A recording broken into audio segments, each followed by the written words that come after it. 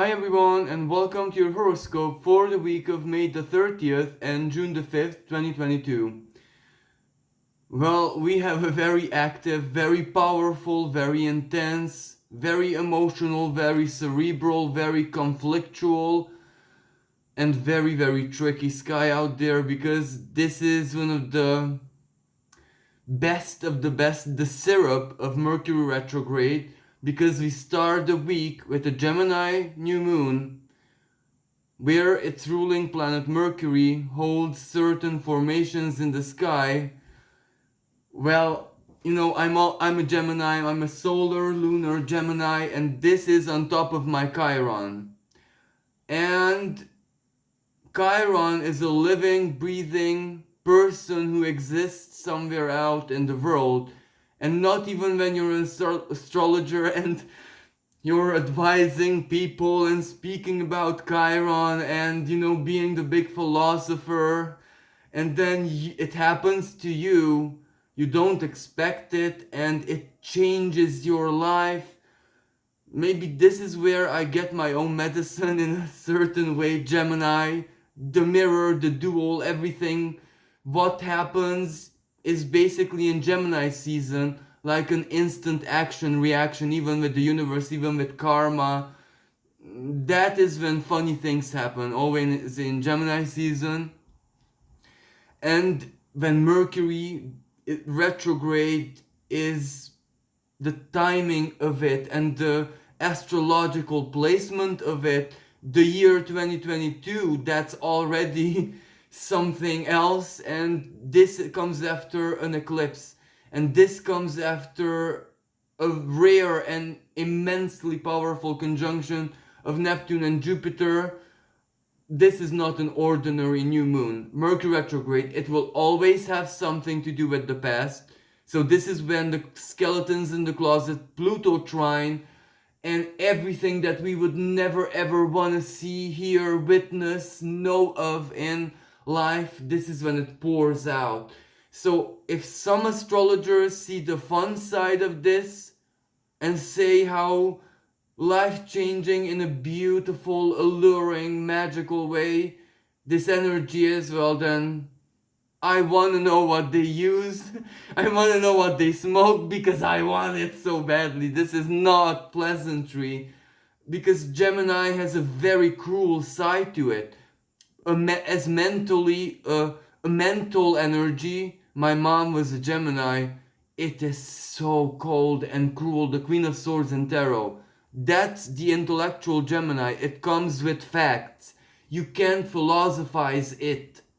Many astrologers say that Sagittarius is the accomplished version of Gemini, where Gemini is the failed version, the telluric, the filthy, the bad version of Sagittarius. Well, no, it isn't. No, it isn't. Because if it's filth, it comes from Sagittarius. You know what I mean? I'm so sorry to say this, because I should not use this example ever, because maybe I'm disgracing the souls of other astrologers. But the really old type of fashion toilets where you had to pull the water to come down. It had like a lever, a puller. Well, that's Sagittarius. The water flows down is the spiritual information. Yet, yes, Gemini is the recipient. But if the water is dirty, well, that's not Gemini's fault. That is where you can't blame Gemini. If dirty water comes from the tank, well, it's the tank's fault. You know what I mean? And of course, there is such thing as malevolent spirit. Spirit of malevolence. Read mysticism. Everything has an anti-virtue. 7 virtues, but those have 7 demons, 7 sins, 7 succubuses. There is a lot of filth even in the stars, don't get me wrong. Algol. And this is where I want to get. Algol is the king, the crown, the head of the filth. Algol is the quantum commuter of the filth. It empowers it. And Algol is in the sign of Taurus. That means it exists and it's alive. It, excuse me for saying this, possesses nature. And Mercury, our minds and flow, money, worth, what we feel, what we think, our normality is affected by this. The flow of energy and our normality. Mercury is our perceptions. Mercury is everything. Uranus can't be the higher octave without Mercury, as in, Mercury is Mercury. Mercury is everything, really. It may be the underdog of the zodiac, but it does everything. It's the slave, it's the Virgo. Virgo and Gemini are very much. You may think that Gemini has an easy life because it's the daytime expression, and the poet, the communicator, the artist has an easy life, smiles. Look at what it does at night. Tears, the heartache, am I crazy? Speaking to yourself.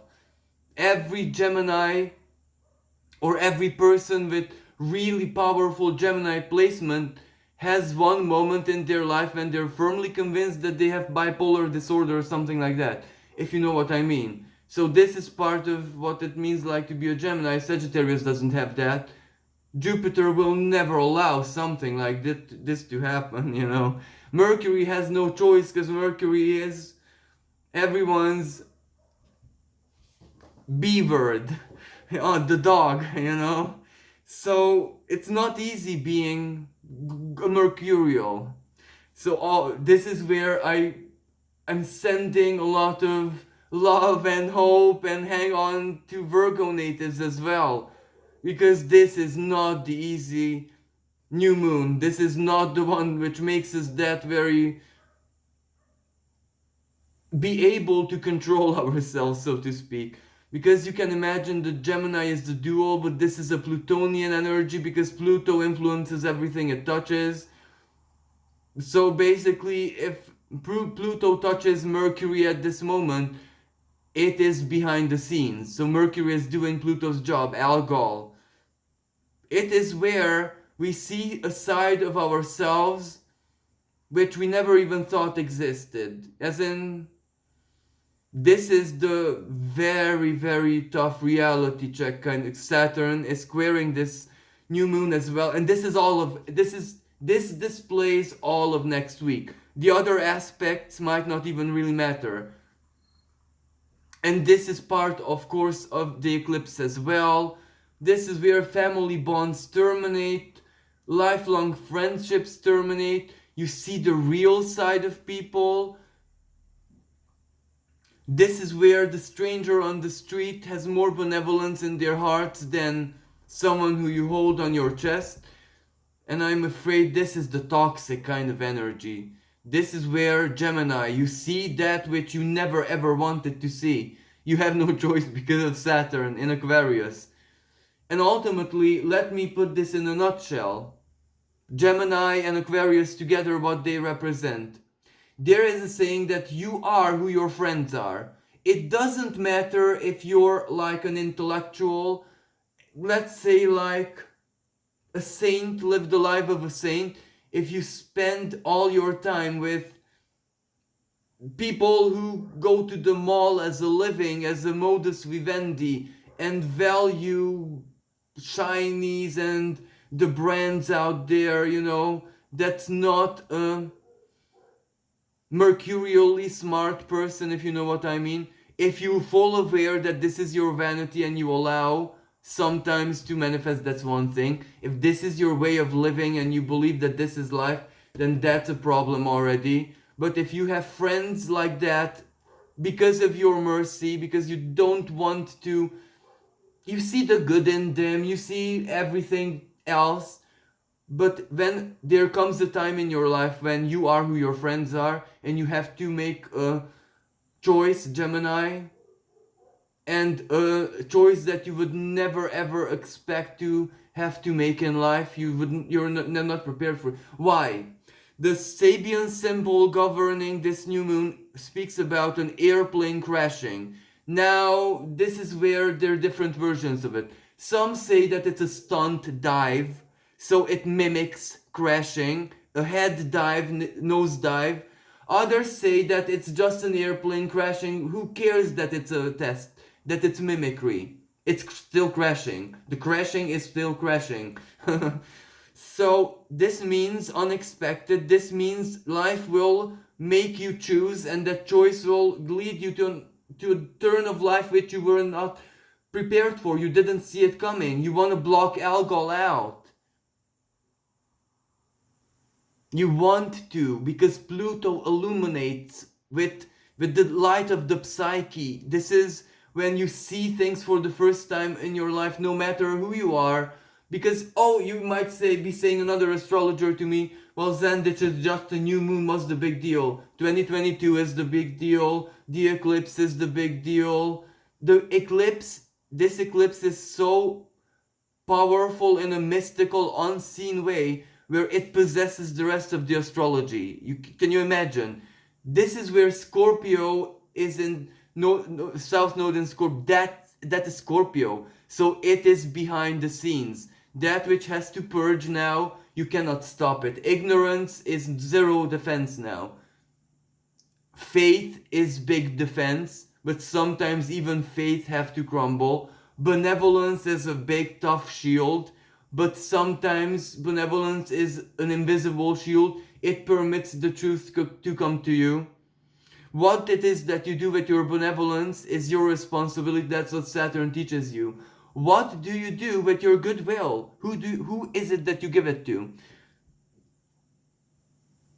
If you give to the same beggar the same amount of money every single day when you walk by, after this, and this is just my Gemini splur, my spit, a week, let's say, is it good karma or is it bad karma?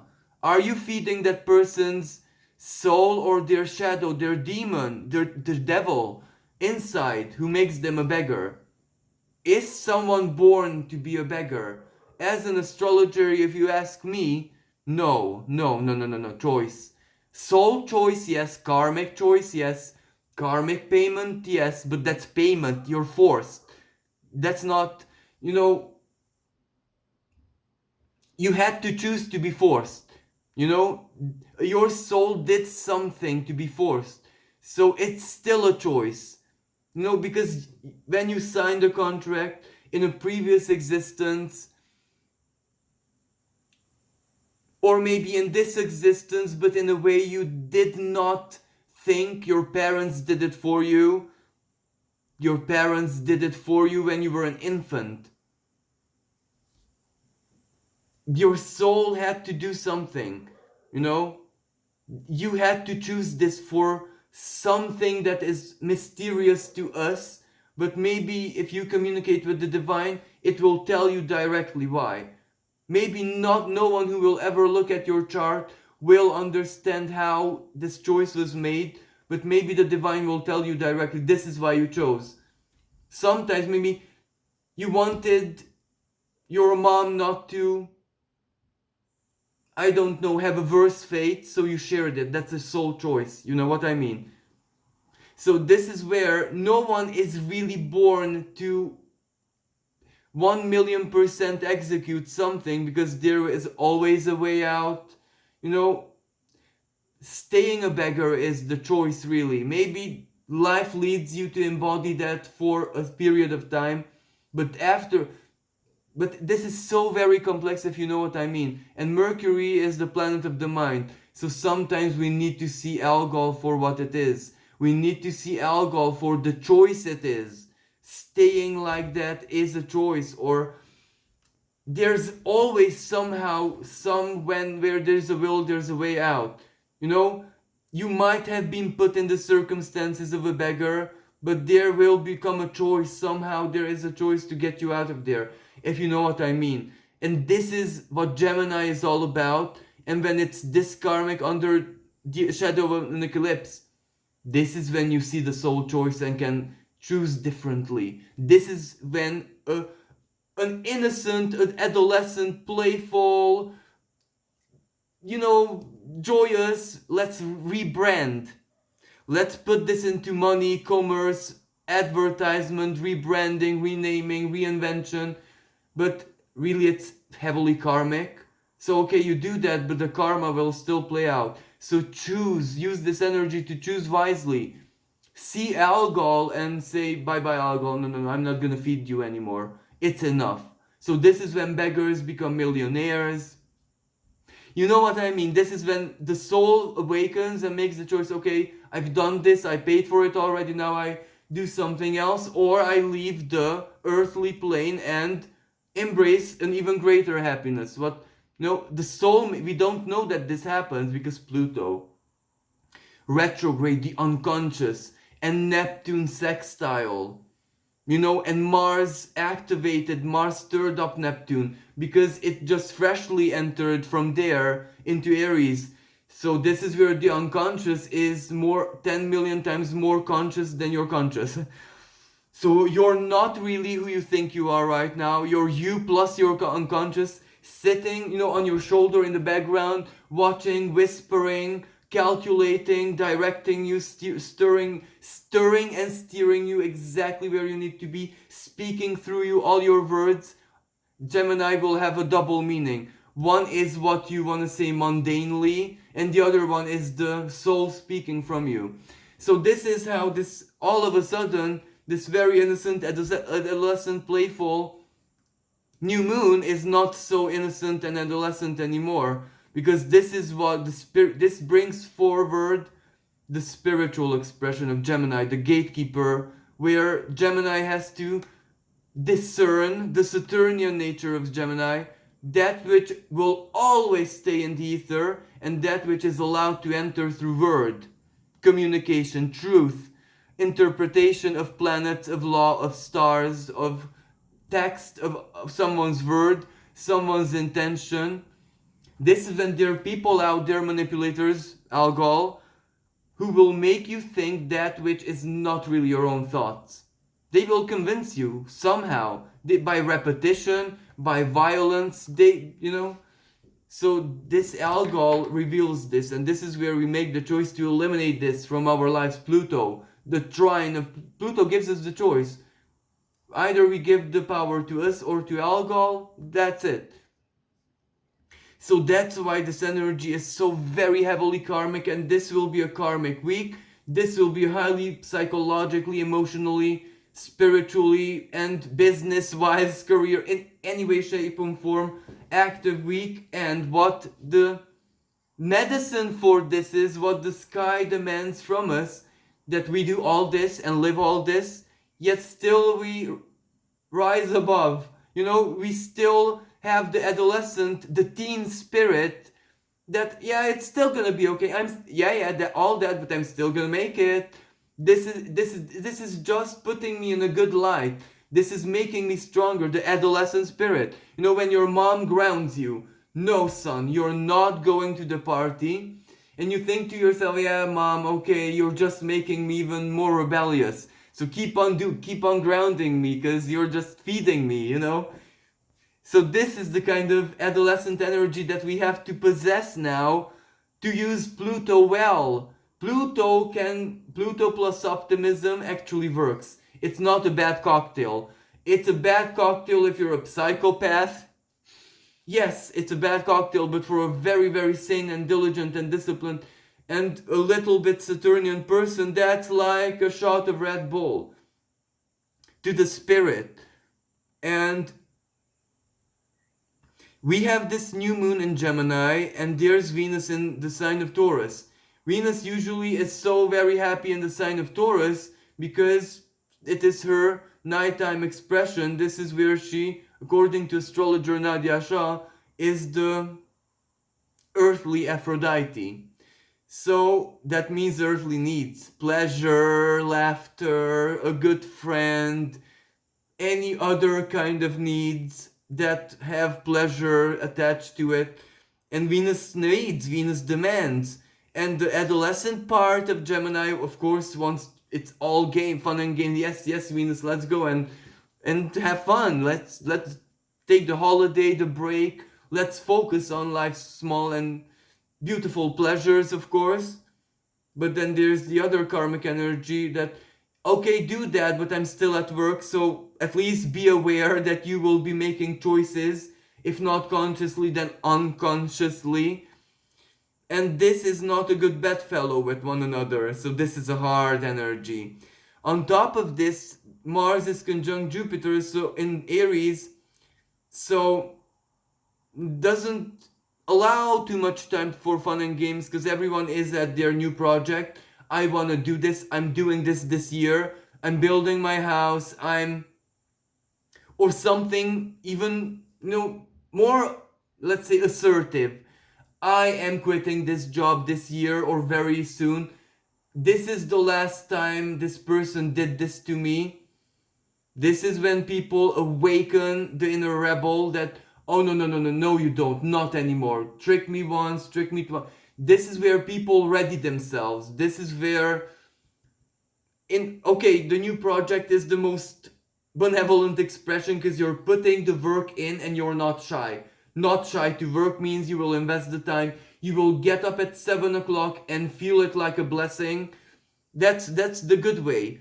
Or in a more spiritual perspective, you're full of faith and it doesn't matter what life throws at you because you're blind to the bad. As in, you're definitely not gonna give up under this energy. It doesn't matter. Okay, that's fine. You see it, you're aware of it, but you have full faith. Another optimistic version of this energy.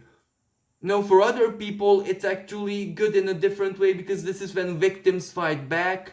This is when the underdog bites back so badly that perhaps the aggressor will not awaken anymore. This is the turnaround of events. And whatever is stirring in the air right now, well, I don't want to lie to you. I don't know the exact date because I forgot. And I forgot to note it down. But you can do your own research because it's not hard. Just Google this conjunction. When? There will come a moment in 2023, and if I'm not mistaken, but I don't know if the spring or when Jupiter will meet Eris, goddess of discord, Mars' sister. That will be the moment when the underdog is not the underdog anymore. When the underdog gets into the position of the aggressor or the judge of the aggressor. In any way, shape, and form. In career, in job, in spirituality, in politics, in world economy, in many things, Eris will show herself in her full glory. So Eris likes to turn around the roles. Victim becomes, and that's a choice. And the victim can just say at that moment of glory that I ignore you, I don't care what you did to me, I want my life back and I'm minding my own business. You won life's lottery when you did that.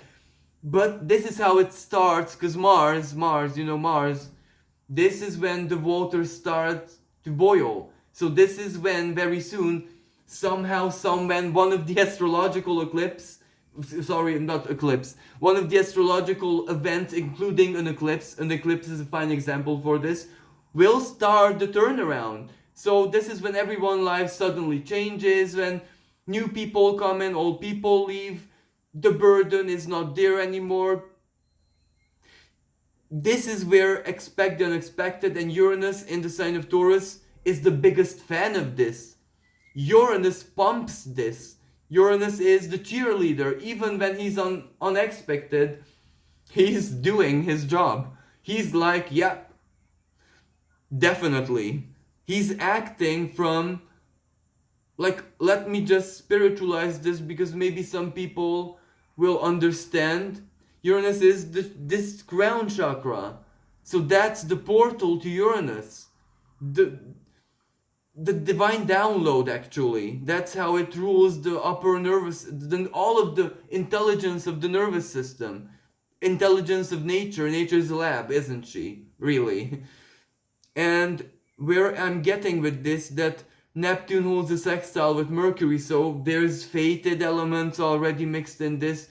So this is when our souls will make a choice, consciously or unconsciously, and our lives will start to change because our mindset changes, our way of thinking changes, our identity changes.